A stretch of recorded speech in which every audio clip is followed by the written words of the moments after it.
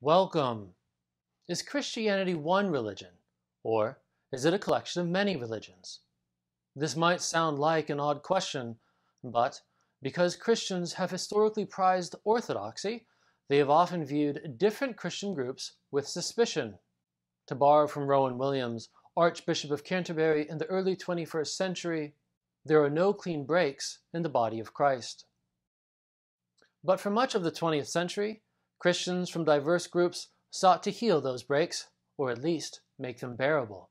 The end result was a fundamental transformation in how diverse Christian churches saw one another, and that is called Ecumenism.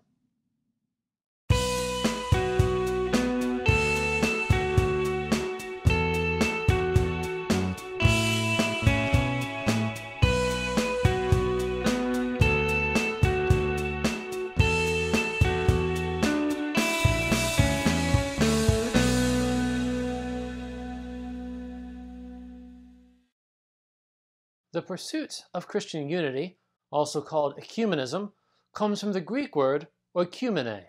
This originally meant the civilized or inhabited world, but in Christian thought, it has come to mean the wider Christian church. The background to ecumenism in the 20th century was the sheer horror of global war. The First World War saw a level of man-made death hitherto unknown in world history. Some Christians believed that the First World War was caused, in part, by Christian negligence. After all, how could such a diverse and even divided religion offer a coherent, consistent witness to the world, especially in the wake of global warfare? But who had the authority to call Christians together and orchestrate a unified Christian response? The difficulty of this has to be recognized. For example, Orthodox and Protestant Christians do not obey the Pope. And Orthodox and Protestant Christians also have radically different ideas from one another. Presbyterian and Congregationalist churches both reject the authority of bishops. In fact, Congregationalists reject all authority beyond their own individual local church. And Christians disagree about other things too, like creeds, confessions, sacraments, and the place of the Bible. Nonetheless, after the First World War, many churches began to critique their own separation from one another, and they took concrete steps toward healing division. The year 1920 saw two major proposals for Christian unity. The first of them is here. The Patriarch of Constantinople, head of the Greek Orthodox Church, sent an international letter to Christian churches all over the world. He wrote, "It is the duty of the churches, which bear the sacred name of Christ, not to forget or neglect any longer his new and great commandment of love. Nor should they continue to fall piteously behind the political authorities, who, truly applying the spirit of the gospel and the teachings of Christ, have, under happy auspices, already set up the so-called League of Nations in order to defend justice and cultivate charity and agreement between the nations." As his letter makes clear, secular political authorities had already gone about setting up the League of Nations, and the Patriarch wanted to know, why didn't Christians take the lead in working for international peace? He thereby challenged other Christians to aim at something similar, a League of Churches. It should be emphasized that some Christians had pursued greater Christian unity before the First World War, but World War I was the catalyst for global ecumenical endeavors. The second major proposal was very similar. It came from the world's Anglican bishops. Since the 19th century, Anglican bishops had met together approximately every 10 years. This meeting is called the Lambeth Conference. At the Lambeth Conference of 1920, they issued an appeal to all Christian people. In it, they wrote, "We believe that the Holy Spirit has called us, in a very solemn and special manner, to associate ourselves in penitence and prayer with all those who deplore the divisions of Christian people, and are inspired by the vision and hope of a visible unity of the whole Church." As with the Patriarch's letter, we find here a remarkable degree of openness and goodwill, And we find a firm belief that Christians were called to shape the international order and thus ensure that such warfare would never take place again. Throughout the 1920s and 1930s, enthusiasm grew for ecumenism. Different churches opened up to one another. There was a growing push across denominational lines for creating things like a uniform Christian calendar, which had never existed and which, in fact, still does not. Other proposals, however, did bear fruit, such as creating student exchange programs for those in seminary and agreeing to offer mutual greetings on major holy days like Christmas and Easter. Within the ecumenical movement, two major trends emerged, each of which pursued Christian unity with respect to particular values. One was called work and life. It looked at Christian engagement with the wider world. Here it was hoped that Christian unity would grow through things like shared acts of service. The other was faith and order. It looked at theology and structural unity. Here it was hoped that Christian unity would grow through things like developing doctrinal agreement. The ecumenical movement was not divided as such, but it did have two tracks, and they didn't share the same assumptions about what divided Christians in the first place. So, one goal of the ecumenical movement was to unite these two trends together. Working out of this concern, as well as the original concern for creating a Christian version of the League of Nations, the name World Council of Churches was proposed. Not all Christians, though, were willing to participate, namely Roman Catholics and American fundamentalists. Of course, in 1936, no one knew that a Second World War was just a few years away. And yet, World War II proved only a short-term inhibition on the growing Christian enthusiasm for international, pan-denominational fellowship. The World Council of Churches finally came into being in 1948, when it held its first meeting. As a global body, it has held regular meetings since then, and on every continent except Antarctica. The decision to have meetings in different locations was intentional. It enabled Christians from different parts of the world to directly learn about Christians in particular locales.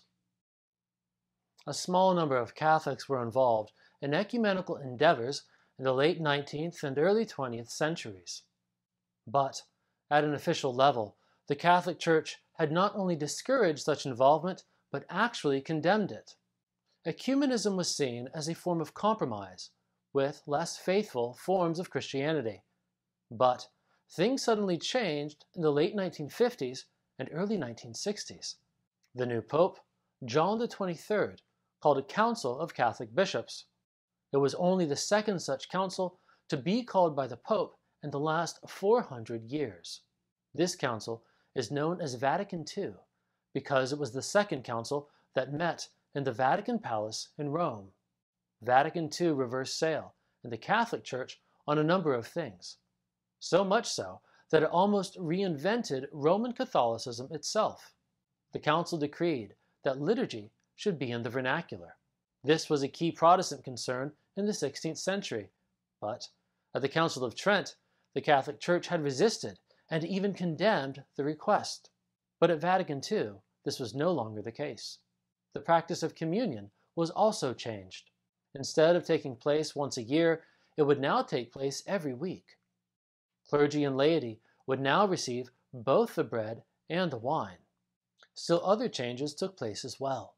The papacy became a less monarchical office, as it had been for almost a millennium.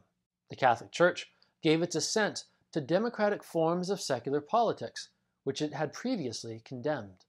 Between 1962 and 1965, the Catholic Church changed in deep ways. At an official level, since the 16th century, Catholics had looked upon all Protestants as heretics. Many, and perhaps most Protestants, had responded in kind. But Vatican II advanced new language about the relationship between Catholicism and other Christian groups. It now used the familial image of separated brethren. This metaphor did two things. On the one hand, it took seriously the reality of Christian division, But on the other hand, it also recognized that some sort of unity did in fact exist, hence the use of the word brethren. Where was this unity found? Vatican II found it in baptism, a ritual that all Christians share, and which went back to Jesus himself. Beginning with Vatican II, Catholics designated baptism as the sacrament of unity. And, in a watershed move, the Catholic Church formally repudiated the belief that Protestants were collectively guilty of schism. Although still disavowing the separations that took place in the 16th century, the descendants of the Protestant reformers were now considered the innocent inheritors rather than the guilty perpetrators of Christian division. Here is a good example of the changing relations between the Catholic Church and Protestants. We see the Pope, Paul VI, and Michael Ramsey, Archbishop of Canterbury and leader of the Anglican Communion. Their 1966 meeting was the first between an Archbishop of Canterbury and a Roman Pope in almost 500 years. In this picture, the Pope places a ring on the right hand of Archbishop Ramsey to signify a new, close relationship between the Catholic and Anglican churches. By meeting together, the Pope and Archbishop completely reversed the direction of almost 4 centuries of mutual excommunications, condemnations, and even persecutions. The Christian desire to heal Christian division did not stand alone. A much smaller group of Christians recognized that Christian relations with Jews also needed mending. Christianity had come from Judaism, but relations between Christians and Jews had long since deteriorated. The fact of the matter is that the Holocaust was the catalyst for the global improvement of Jewish-Christian relations. The reason is simple. Nazi Germany saw the intersection of religious and racial differences as older forms of anti-Judaism became intertwined with, and even inseparable from, anti-Semitism. One outcome of better Jewish-Christian relations was the development of the term Judeo-Christian. Today, this is a well-known term, but in fact, it was only coined in the 20th century to show that Christianity and Judaism have a common foundation and common values. This picture is a good illustration of the improving relations between Christians and Jews. It also illustrates the brief period of Tri-Faith America. This term, Tri-Faith America, denotes the belief that America was rooted in a Judeo-Christian tradition shared by Jews, Protestants, and Catholics. Abraham Joshua Heschel was a Hasidic Jew who fled Germany shortly before the Second World War. His writings were esteemed by both Protestants and Catholics. Several years earlier, he had attended Vatican II as an invited Jewish representative. The Reverend Dr. Martin Luther King Jr. was a Baptist minister.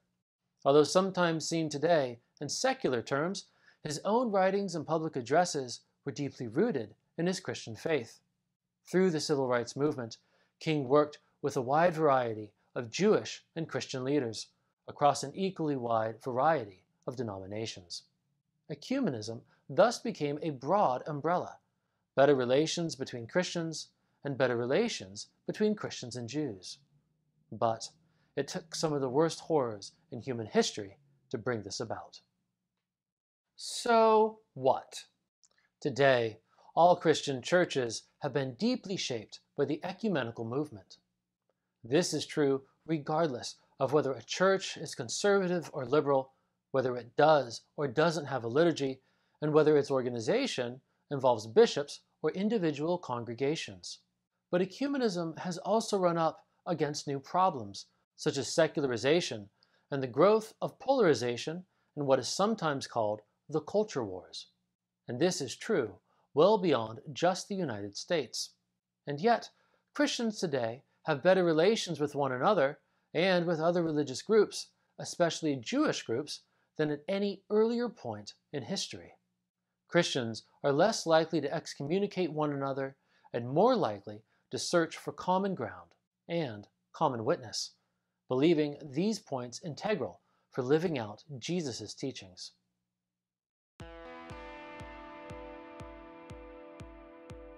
If you're interested in learning more, These books are worth consulting.